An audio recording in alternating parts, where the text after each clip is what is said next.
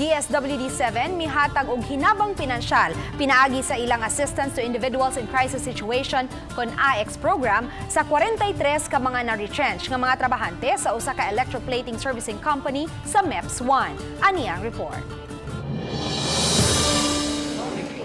27 katuig nang nagtrabaho isip quality inspector sa electroplating servicing company ang 45 anyos nga si Chacha di tinuod nga pangan. Apan may mga huhungihong na nga mihinay ang dagan sa kumpanya nga iyang gitrabahuan, busawa na siya makurat. Dihang gipahibaw sila niadtong Marso 17 nga magpatuman og retrenchment ang kumpanya. Pagkakaroon gusto unta ko mga apply, ambot madawat pa ba ko ma'am nga taas man pud akong edad.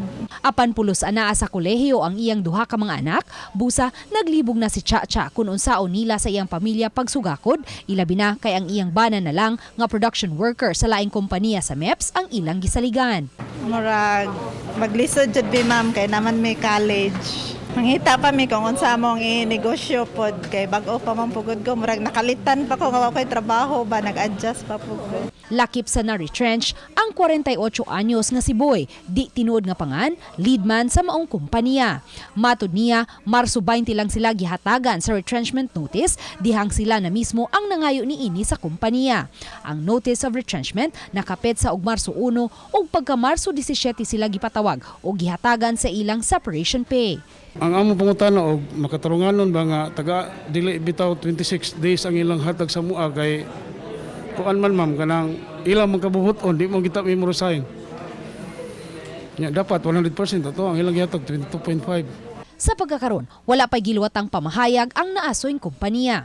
Kaganiha, gipahigayon sa CSWD Lapu-Lapu City ang payout kung ang pagpangapod-apod sa assistance to individuals in crisis situation alang sa 43 ka mga na-retrench nga trabahante.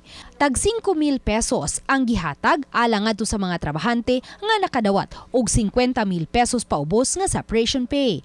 4,000 pesos sa mga nakadawat ug tag 51,000 pesos ngadto sa 100,000 pesos nga separation pay.